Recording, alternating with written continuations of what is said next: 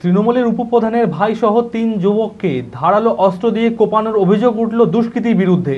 বৃহস্পতিবার রাত্রে এই ঘটনায় ব্যাপক চাঞ্চল্য ছড়ায় রঘুনাথগঞ্জের পাতলাটোলা এলাকায়।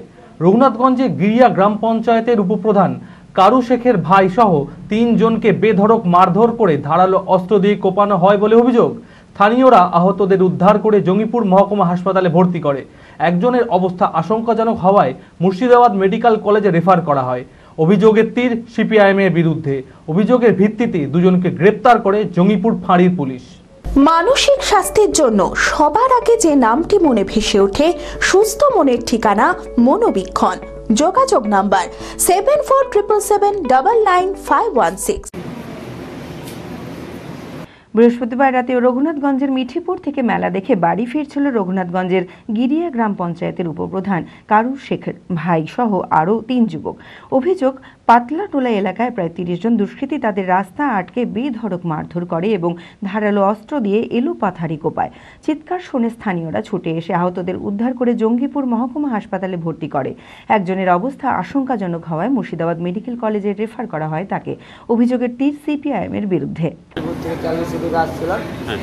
নুরুল ওদের বাড়িতে ওরা বাইরে মোটামুটি ২০-২৫ জন ছিল। আচ্ছা, সবাই মানে ছিল। আমরা আসছিলাম ৩ জন, আমি আমার কাকার সঙ্গে সব জায়গায় ঘুরে বেড়াই, ছোটো কাকার সাথে ওর সাথে আসছিলাম। আর ওই কাকেও আসছিল আধা বেড়াতে, যে যেমনই আমরা ওই জায়গাখানে গিয়েছি। আর ওরা আগে থেকেই মানে করেই ছিল, মানে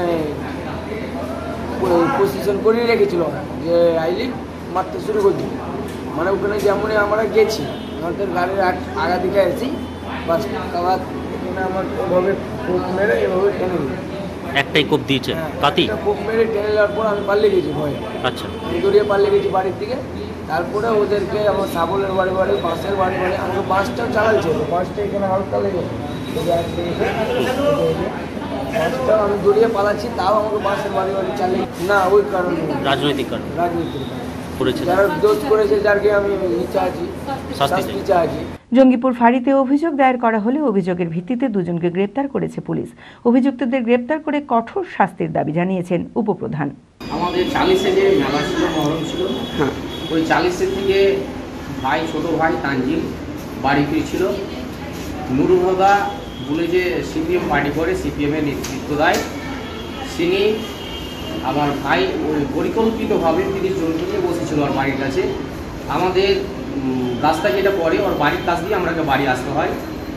সে জানতে পারো যে আমার ভাই হয়তো গিয়েছে, সেইভাবে পরিকল্পিতভাবে বসে ভাই যখন আসে রাস্তা ঘিরে ওকে গুরুতরভাবে হাঁসা, কাঁতি, কোদল, বাঁশ যা ছিল পেয়েছে মাথা মেরেছে। মাথা মেরে দেওয়ার পরে 8-10 জন ছিল, 10 জন ফেলে হাঁসার কোপ, কাতির কোপ আমাদের 3 জনকে মেরেছে। আমি আমার ফেভারিট, আমার মতো আর কেউ। চঞ্চলতা তার কথায় কথায় জীবনে মিশে রঙ ভরায়, চুপি সারে মনে সে সাদে সবাইকে পাগল করে, পাগল করে। আমারই মতো আমার নিচের পতাকা। पताका चा गजब का स्वाद।